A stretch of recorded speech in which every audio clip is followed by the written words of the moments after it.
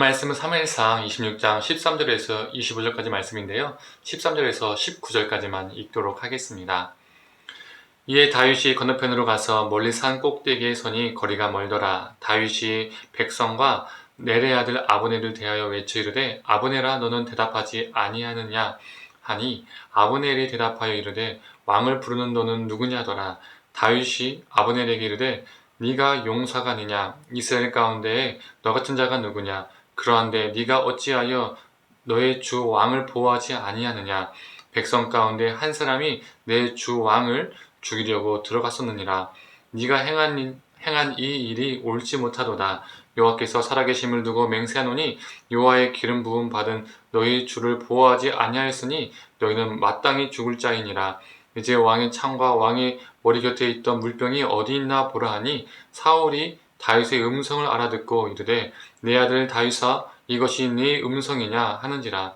다윗이 이르되 내 주 왕이여 내 음성이니이다 하고 또 이르되 내 주는 어찌하여 주의 종을 쫓으시나이까? 내가 무엇을 하였으며 내 손에 무슨 악이 있나이까? 원하건대 내 주 왕은 이제 종의 말을 들으소서. 만일 왕을 충동시켜 나를 해하려 하는 이가 여호와시면 여호와께서는 재물을 받으시기를 원하나이다마는 만일 사람들이면 그들이 여호와 앞에 저주를 받으리니 이는 그들이 이르기를 너는 가서 다른 신들을 섬기라 하고 오늘 나를 쫓아내어 여호와의 기업에 참여하지 못하게 함이니이다. 아멘. 아침 묵상을 들으시는 모든 성도님들에게 하나님의 은혜가 있기를 간절히 소망합니다. 사울을 죽이지 않은 다윗은 진영을 나와서 진영 건너편에서 사울의 군대장관 아브넬을 부릅니다. 그리고 군대장관으로서 왕을 지키지 못한 것에 대해서 책망을 하죠.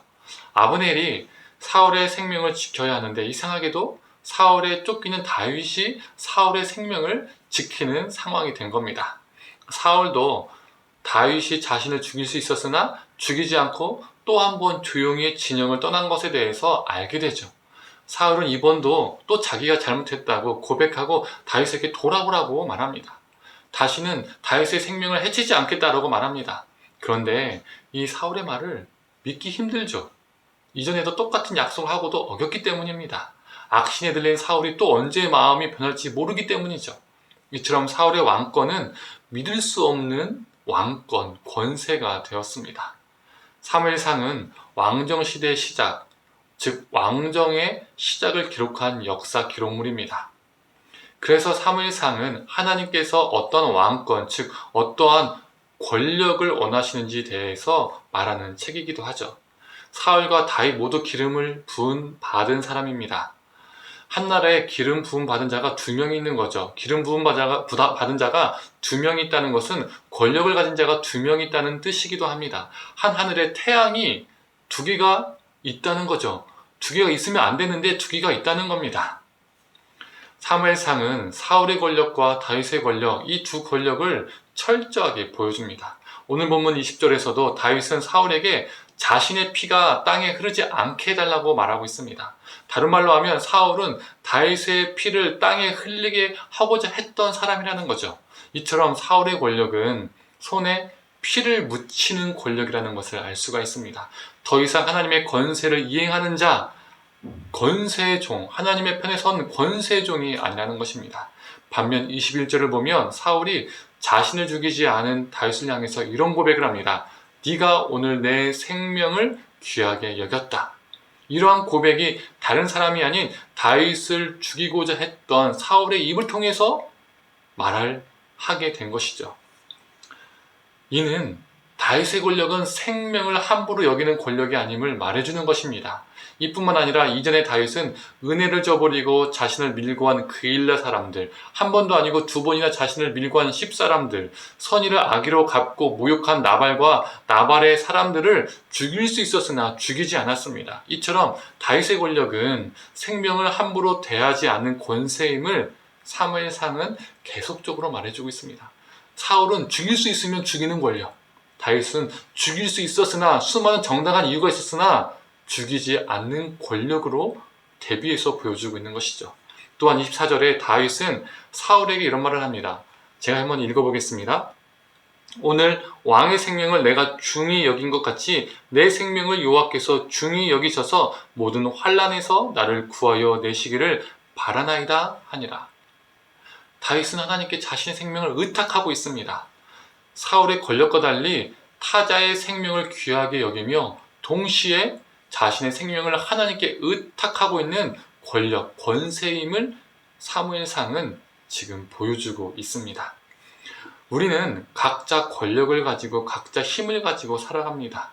꼭 힘이라는 것은요, 지도자가 되어야, 리더가 되어야 생기는 것이 아닙니다.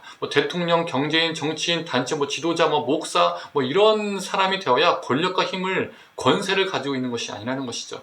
일상 속에서 우리는 상대적으로 어떤 누구보다 조금이라도 힘을 가질 수가 있습니다. 그게 물리적인 힘일 수도 있습니다. 예를 들어서 저는 제 자녀들보다 힘이 셉니다.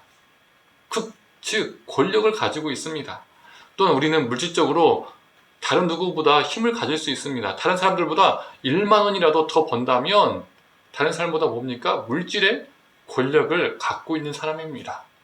또한 직업의 힘일 수도 있고요, 지식의 힘일 수도 있고요, 성공과 명예와 스펙 등등등 여타의 힘과 권력을 우리는요 가지고 살아가는 것이죠.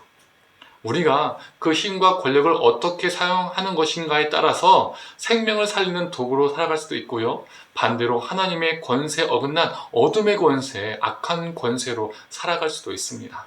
그 악한 권세로 나의 가정과 나의 공동체와 나의 수많은 관계들을요 파괴하고 아파하게 할 수 있습니다.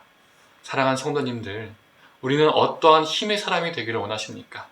우리에게 주어진 힘, 우리에게 주어진 권세로 누군가를 아프게 하는 자가 아니라 하나님께 생명을 위탁하고 의지하고 우리에게 주신 그 힘으로 가정에서, 일터에서, 공동체에서 생명을 살리는 권세자로 살아가기를 간절히 축원합니다. 함께 기도하겠습니다. 하나님, 사울은 자신이 가지고 있는 힘과 권세로 사람을 죽이고자, 다윗을 죽이고자 그 많은 시간들을 허비했었습니다. 그러나 다윗은 자신이 가지고 있는 그 힘으로 사울을 죽일 수 있었으나 죽이지 않았습니다. 오히려 하나님께 생명을 의탁하는, 의지하는 권세자임을 보게 됩니다. 하나님, 우리도 우리가 가지고 있는 힘과 권세로 누군가를 아프게 하고 고통스럽게 만드는 존재가 아니라 그 힘과 권세가 하나님께 있음을, 또 우리의 생명이 하나님께 있음을 늘 고백하고 하나님을 의지함으로 우리가 가지고 있는 힘과 권세로 사람을 살리고 보살피고 돌보는 자들이 되게 하여 주시옵소서. 감사드리며 사랑에 많으신 예수님의 이름으로 기도드립니다. 아멘.